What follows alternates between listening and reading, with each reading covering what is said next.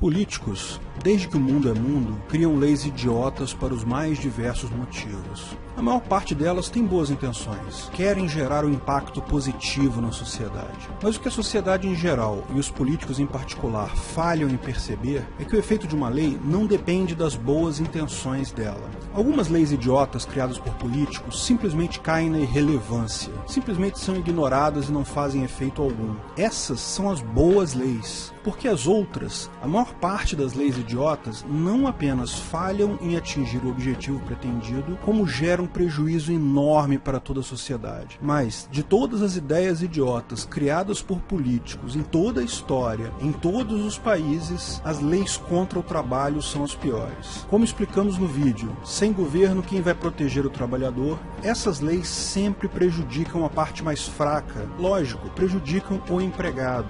E dentre as leis contra o trabalho, geralmente criadas com a nobre pretensão de ajudar o trabalhador mais humilde, há uma lei que é a pior de todas. Algum dia, um político teve a brilhante ideia: vamos proibir as pessoas com baixos salários de trabalharem.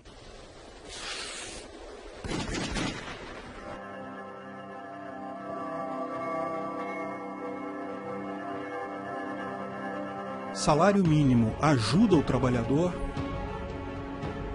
Adivinha, se proibir alguém de trabalhar só porque o salário dessa pessoa seria baixo, ajuda ou atrapalha aquela pessoa? É lógico que só atrapalha. Ok, tem gente reclamando que a lei não é essa. A lei proíbe o empregador de contratar alguém com salário abaixo de X. Para você que reclamou isso, eu vou ensinar uma dica de ouro. Qualquer lei imposta por terceiros ou uma relação entre duas partes voluntárias, no caso patrão e empregado, o custo dessa lei cai sobre a parte mais fraca, sobre o empregado no caso. Ou, em linguagem mais simples, se mudar a regra do jogo, é sempre a parte mais fraca que acaba pagando o pato. Sempre que lerem uma lei, considerem os efeitos dela recaindo exclusivamente sobre a parte mais fraca, porque é isso que acontece na prática. Quando havia a lei que obrigava o comerciante a vender no dinheiro pelo mesmo preço que no cartão, quem se dava mal? O comerciante? Não, ele vai aumentar o preço em dinheiro. O cliente que é a parte mais fraca. Essa lei deveria ser lida da seguinte forma: lei obriga o cliente a pagar em dinheiro a taxa do cartão de crédito. Mas lógico, mesmo a lei mais idiota do mundo tem uma boa intenção. Ninguém gosta de ganhar pouco.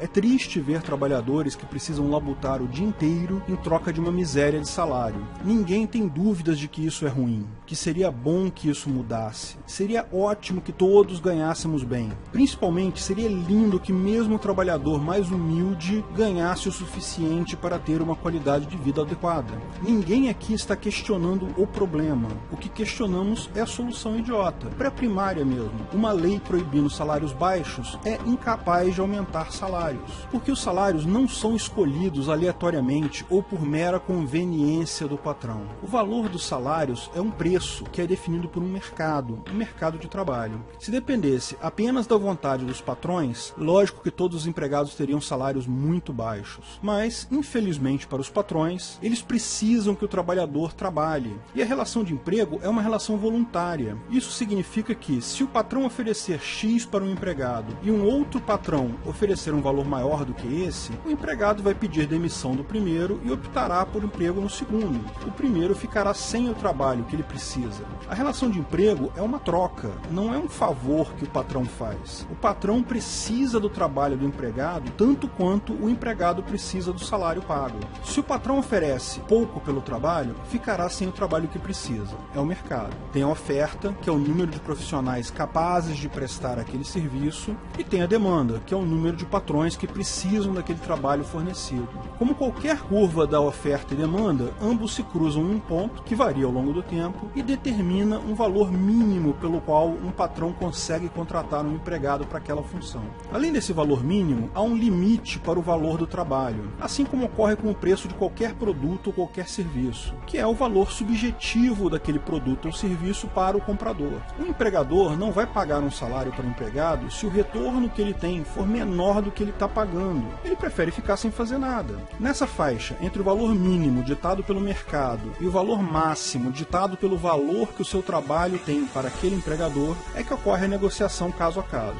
Mas é importante ressaltar que o trabalho, ao contrário de algumas mercadorias, não é uma commodity. Commodities são mercadorias cujo preço é independente da origem, da qualidade. Por exemplo, o petróleo Brent é uma commodity. O barril do petróleo Brent custa X reais e não interessa muito se foi produzido no Brasil ou na Arábia Saudita. Minério de ferro, saca de café, tudo isso são commodities. O trabalho não é assim. Em qualquer tipo de emprego, 1 hora de trabalho de uma pessoa pode valer mais do que 1 hora de trabalho de outra pessoa. Na mesma profissão, na mesma função, a produtividade das pessoas varia muito. Por esse motivo é que funcionários com mais experiência tendem a ganhar mais. A produtividade deles é muito maior do que a de um funcionário recém-formado. Esse é o conceito de carreira. Começamos ganhando pouco e ao longo da vida a tendência é que nossa produtividade cresça e consigamos melhorar nosso trabalho. Aumento de salário porque o patrão é bonzinho? Não, não existe patrão bonzinho. Aumento de salário porque o empregador percebe o valor do seu trabalho e tem medo de perder você, um bom profissional, para a concorrência.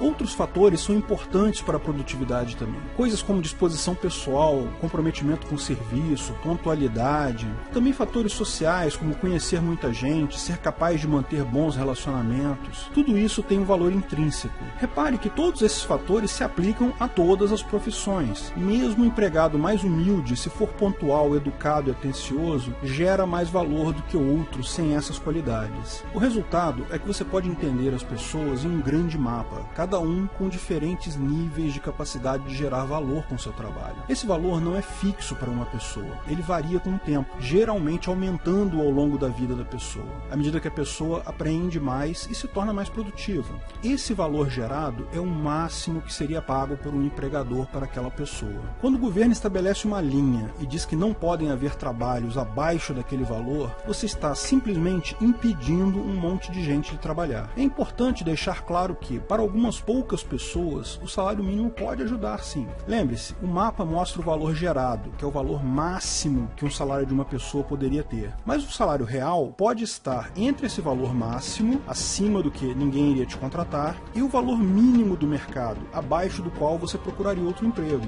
Aqueles cujo salário atual é menor que o salário mínimo, mas o valor gerado com o trabalho é maior do que o salário mínimo, nesses casos específicos pode ter um aumento. Mas o custo disso é jogar para baixo da linha da empregabilidade uma fração considerável das pessoas. E veja, é óbvio que essa linha é alta demais no Brasil. Há desemprego crônico aqui há bastante tempo. Há uma dificuldade enorme, principalmente por aqueles que estão se iniciando no mercado de trabalho, de conseguir a primeira colocação. Repare como a lei é cruel. Ela impede o jovem de conseguir o seu primeiro emprego, que sim, ele ganharia uma miséria, mas ganharia principalmente experiência, contatos que permitiriam que ele, no futuro, ganhasse melhor. Mesmo para pessoas mais velhas, aquelas cujo valor gerado é baixo, acabam simplesmente proibidas de ter uma carreira profissional. Todo esse custo social serve apenas para bancar uma pequena minoria de trabalhadores limítrofes e, claro, bancar o discurso ultrapassado da galera que ainda estuda economia em livros do século XIX.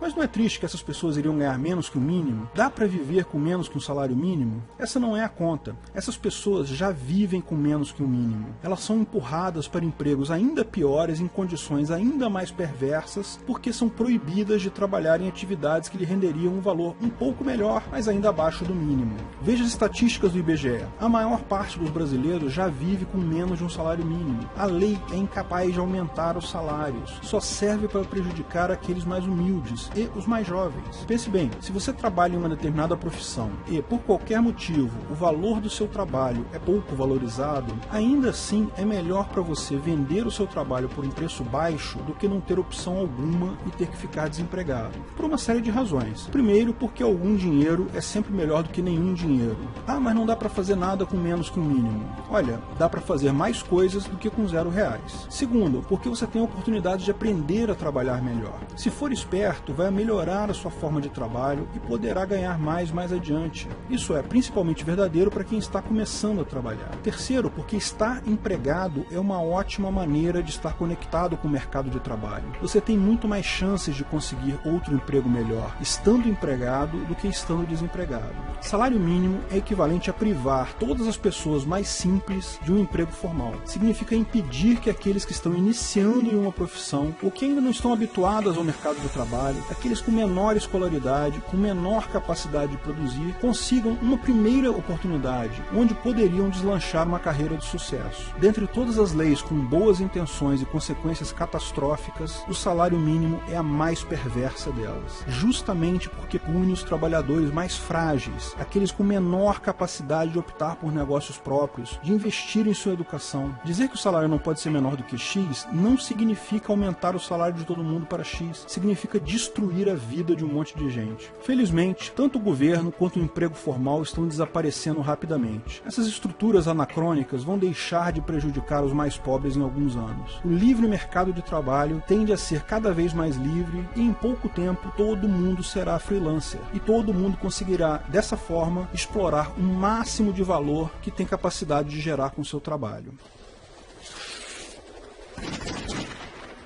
Se você gostou do vídeo, não esqueça de curtir e compartilhar. Clique no logo do canal para assinar e ser avisado de novos vídeos. Se quer saber mais sobre o assunto, veja um desses vídeos que selecionamos para você. Agradecemos ao apoio dos nossos patrocinadores: Orian Neto, Breno Meneghetti, Paulo Martins, Felipe Murta, Guilherme Ribeiro, Rogério Souza, Daniel Iopi, Felipe Zavan, Diego França, Joaquim Neto, Thiago Santos, Rodrigo Galberto, Olímpio Ferreira. Um agradecimento especial para a comunidade Ancapsul, que me ajuda a produzir esses vídeos. E para os administradores do canal do YouTube e da página do Facebook, Pedro Baldi e David Coutinho. Se quiser contribuir com o canal, ajudar na divulgação do anarcocapitalismo, veja na descrição do vídeo de que formas você pode fazer isso.